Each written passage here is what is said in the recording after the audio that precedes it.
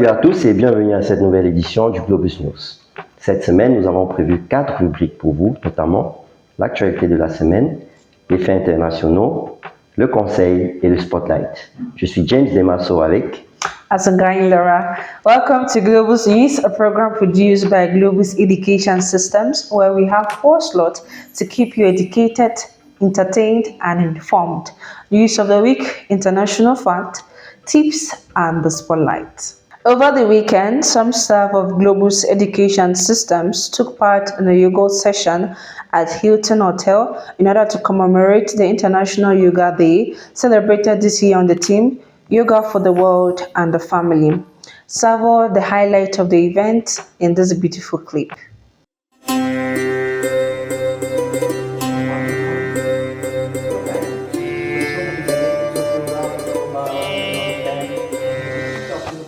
All right, James, what's on our international fact today? What are you bringing to us for the fact on this edition? D'accord. Comme fait international cette semaine, selon le ministère de l'Éducation de l'Inde compte 1113 universités, faisant de lui le deuxième pays avec le plus grand nombre d'universités après les États-Unis et avant la Chine. Mais il faut noter que l'Inde ne met pas uniquement l'accent sur la quantité d'universités, mais également sur la qualité. D'ailleurs, plusieurs de ces universités sont dans les classements mondiaux, notamment le QS World University Rankings ou le Times Higher Education World University Rankings, qui sont 2 organismes dont la mission principale est de classer les universités du monde en termes de qualité de formation et débouchés de carrière. C'est pas tout. En plus de cela, l'Inde est devenue un acteur majeur dans la recherche et l'innovation avec des contributions significatives dans les domaines tels que la technologie, l'ingénierie et la médecine. Et il faut également noter que les diplômes indiens sont très prisés sur le marché international. De nombreuses entreprises internationales recrutent activement des diplômés d'Inde. Et soit dit en passant, Globus Education System est le représentant numéro 1 des universités indiennes au Cameroun. Welcome back. On our tips today, we'll be talking about traveling. The first travel tip is to check the expiry date of your passport before you travel. You won't be granted entry into some destinations unless your passport is valid for at least 6 months. So make sure to have enough validity on your passport, and in case you need a new one, James, you should go ahead to plan it and apply for it as soon as possible.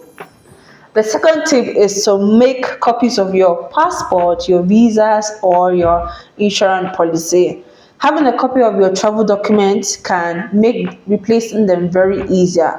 So you can put them in different bags. You can put your originals in your carry-on, and you put the photocopies in your other luggage, just in case if one bag gets missing, you can always replace, or you leave some at home with a relative in case it gets missing at the airport or in the course of your travel. So that's what we have for our travel tips today, James. Now, what are we shining our light upon on our spotlight? Cette semaine, lumière sur l'événement exclusif organisé entre Globus Education Systems et l'Université de Sharjah. À titre de rappel, l'Université de Sharjah est l'une des plus prestigieuses universités en Inde qui offre des programmes dans divers domaines, notamment l'ingénierie, la médecine, l'informatique et bien d'autres. Cet événement exclusif se déroule du 19 au 20 juin 2024 à l'hôtel Jagga Palace de 10h à 17h. Nous vous attendons nombreux.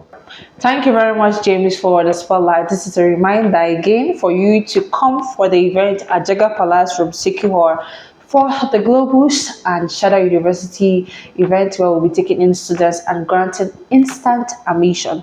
Please do all to subscribe, to share, to comment on this edition, and like as well, and keep the rendezvous for the next edition. Merci d'avoir été nombreux comme d'habitude à suivre cette édition du Globus News.